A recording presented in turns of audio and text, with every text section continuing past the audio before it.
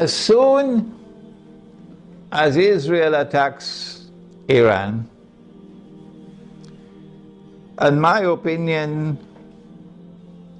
is that Israel is not going to attempt to deliver a knockout blow.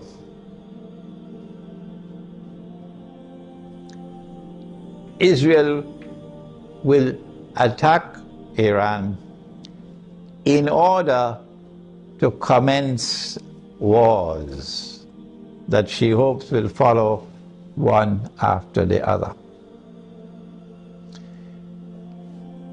As soon as Israel attacks Iran, the first implication is that Iran is going to attack Iraq. And Iran is strategically poised, advantageously poised, to attack the United States in Iraq. As soon as Iran is attacked, Shias around the world are going to respond with solidarity with Iran. And that includes the majority population of Iraq, which is Shia.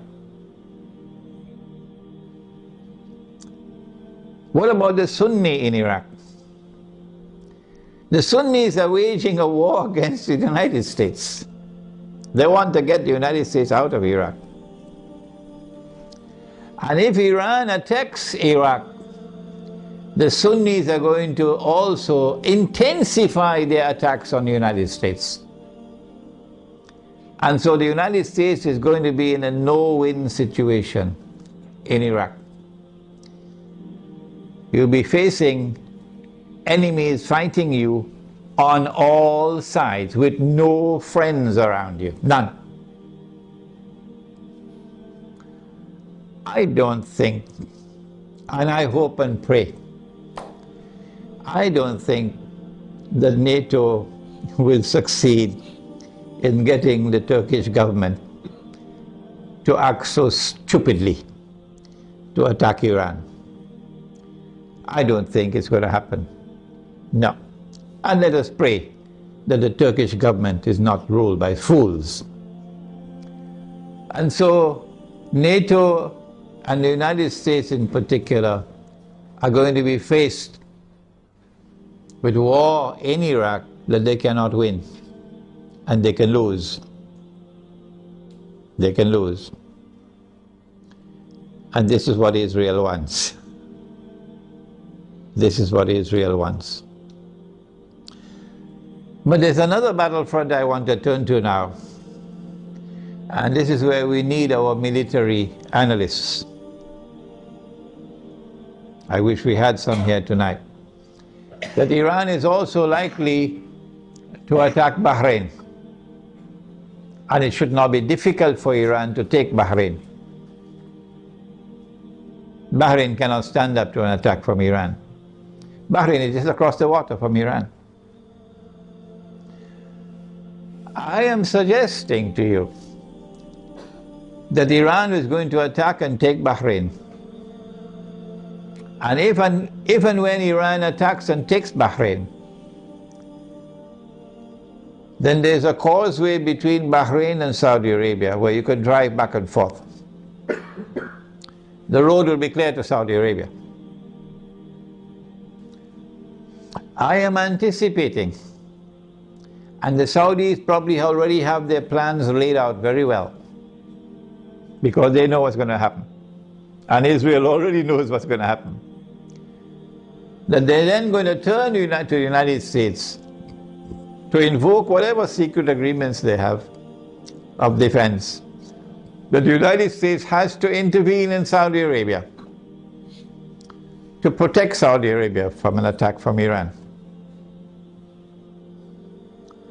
I think the Zionists in the US Congress will ensure, even though the US armed forces would not want to go in there, even though the Barak administration would not want to go into Saudi Arabia, the Zionists in the US Congress will ensure that American forces will have to enter into Saudi Arabia to face Iran. I'm also suspecting that they might do the same thing with Pakistan, to force the Pakistani political leadership and military leadership to follow some secret agreement they probably already have, to bring Pakistani troops into Saudi Arabia to face Iran.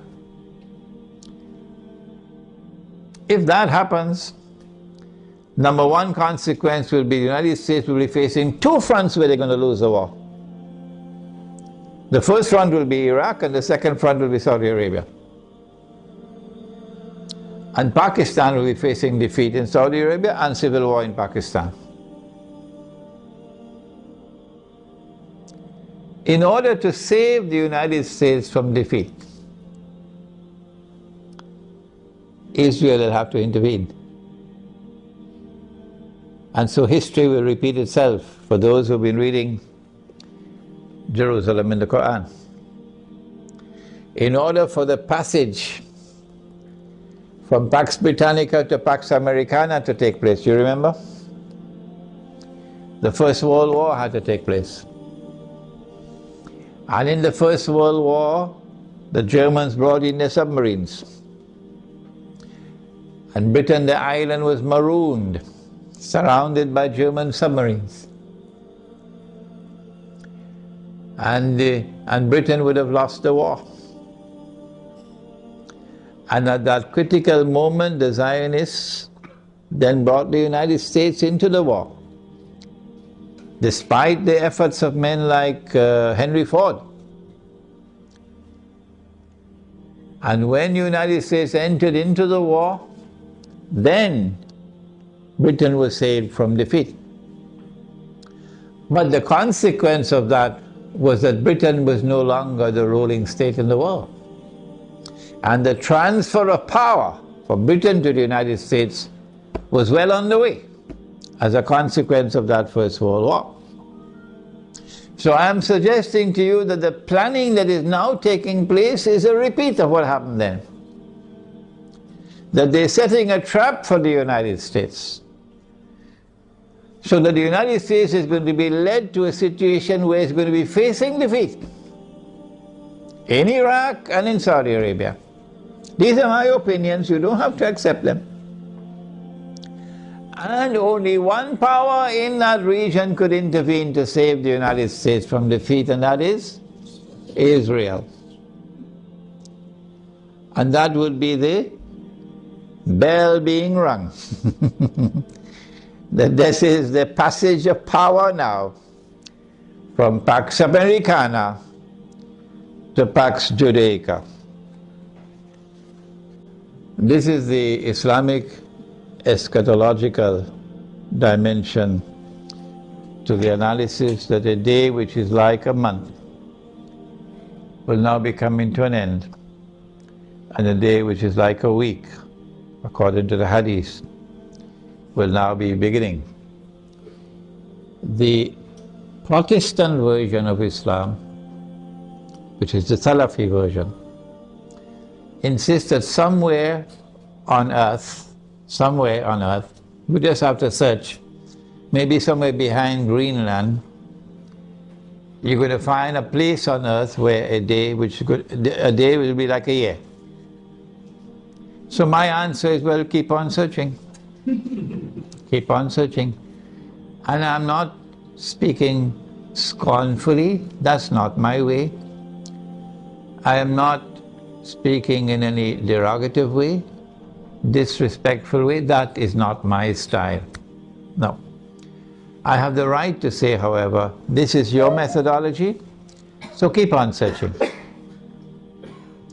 We have interpreted the text differently, this is our interpretation. And we have insisted time and again that no one should accept our interpretation unless and until you are convinced that it is correct. We said a day like a year is a different dimension of space and time than the one in which we live. So too a day like a month, and so too a day like a week. But Dajjal is here on earth, but you can't see him. Only when a day which is like a week comes to an end, after Israel has ruled the world for a day which is like a week. Only then would Dajjal appear in our world as a human being, as a young man, powerfully built, curly hair and so on, to rule the world from Jerusalem. And so our Islamic eschatological analysis is that the United States is being led with a controlled demolition of the US dollar, not happening by accident. A controlled demolition of the US economy is not happening by accident. And a trap being set for the United States militarily, so that the United States will can no longer be recognized as the ruling state in the world, and Israel can replace them. I want to end now by turning to two actors, and we thank Allah that He created both Gog and Magog. If He had created Gog alone, we would have been in a lot of trouble now. But He created both Gog and Magog. And He gave both the Gog and Magog the power that none can fight them except Allah Himself. So if Gog and Magog turn against each other, they'll destroy each other, wouldn't they? If you do not understand the subject, I have a book at the back entitled An Islamic View of Gog and Magog in the Modern World. And again, as usual, the Salafis are rejecting that book. Imran Hosein is misguided. I think that for Russia and for China, an Israeli attack on Iran, particularly if it involves the use of nuclear weapons, would be recognized as a threshold being crossed. That so long as you did not cross that threshold, Russia and China were prepared to go along and continue. In the Security Council of the United Nations, for example, cooperating and collaborating where possible in managing the affairs of the world. But once you cross that threshold, the implication for Russia and China is that you have crossed the point of no return. And that an attack on Iran is now going to inevitably lead to world war.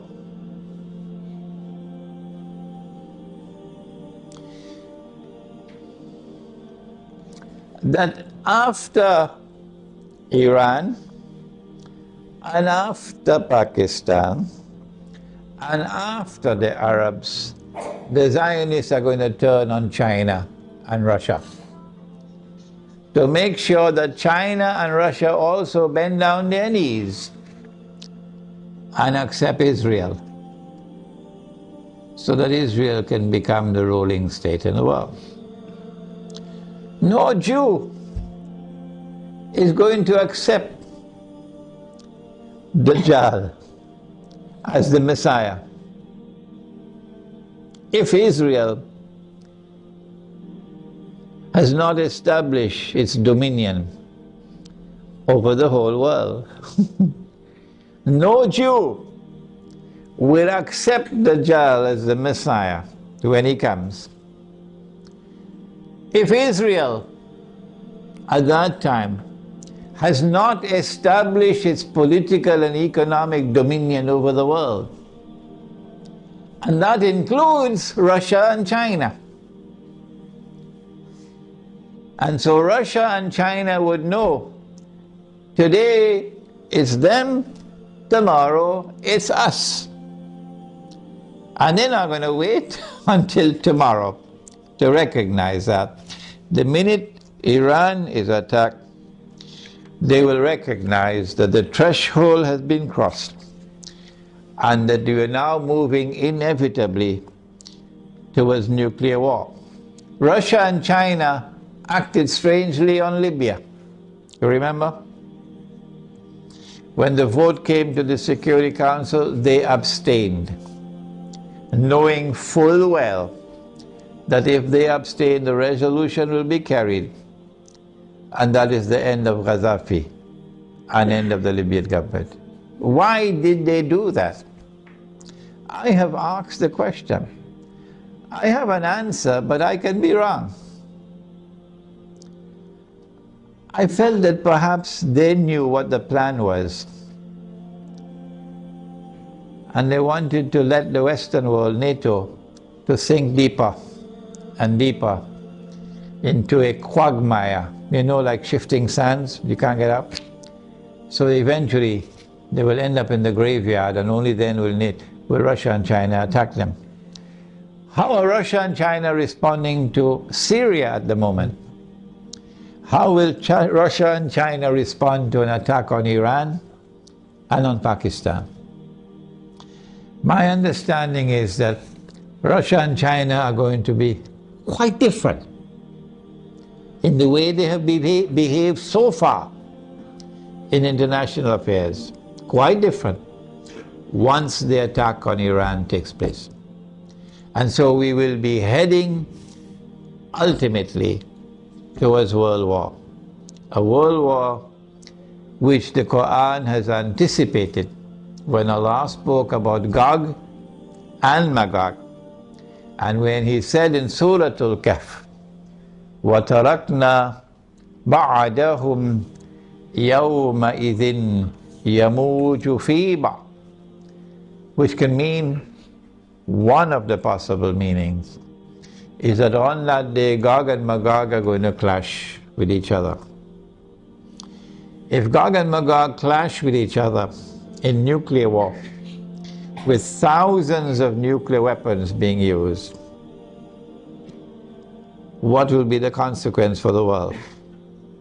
Let me end with Surah Al-Isra, the ayah or the verse of Surah Al-Isra, in which Allah says, بعد أعوذ بالله من الشيطان الرجيم وإن من قرية إلا نحن مهلكوها قبل يوم القيامة أو معذبوها عذابا شديدا كان ذلك في الكتاب مسطورا.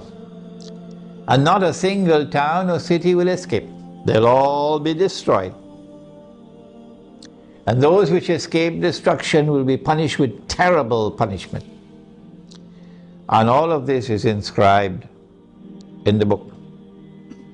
This brings an end to our preliminary analysis of the implications of an Israeli attack on Iran. We have certainly not exhausted the subject, and it is likely that we'll have to come back to the subject in a second and a third lecture.